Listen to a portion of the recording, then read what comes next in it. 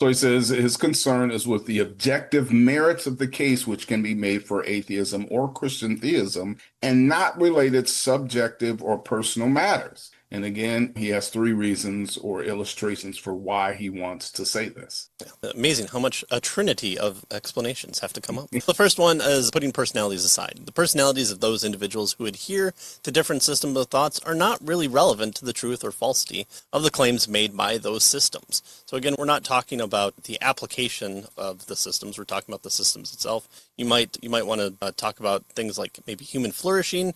You might want to talk about which philosophical systems, worldviews tend to get you those. I think that's a conversation in 2025 now that we're having pretty intensely as to what political or theological systems are helping to and adding to and preserving human flourishing. But that's not what is happening in 1985, and that's not what is happening in this debate. Also, number two is, secondly, subjective claims made about the experience and inner satisfaction or peace. Claims that are made, interestingly, by both Christians and atheists in their literature are always subjected to conflicting interpretations and explanations, being, I think, more autobiographical than telling us anything for sure about the truth of the system under consideration.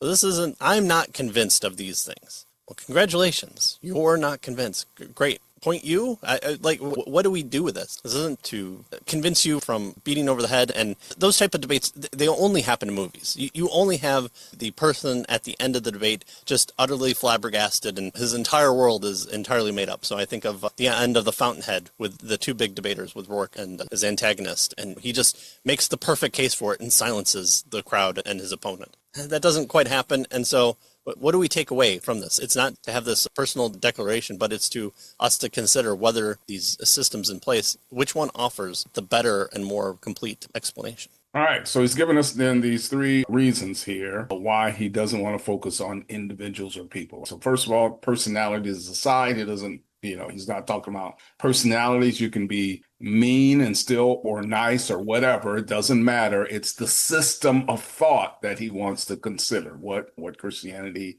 is or what atheism is, right? What it claims. Not, and secondly, experience, right? It gives me peace. It gives me satisfaction. He says both Christians and atheists claim that. So that's not what he's talking about either, right?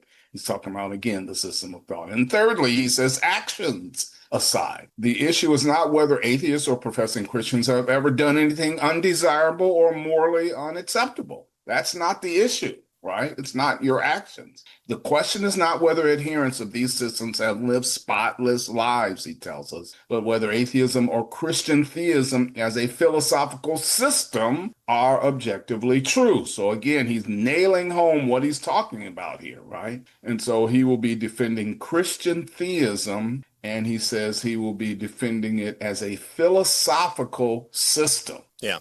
So this is Bahnsen really shoring up the avenue of travel. He really is defining the boundaries for it. He's giving acknowledgments, but also saying that's not what the debate is, and who cares? We're not talking about that specifically. He's really honing it in. And when we see Stein's opening statement, we'll see why that was important to the nature of this debate that really, again, set the stage for why this is called the Great Debate.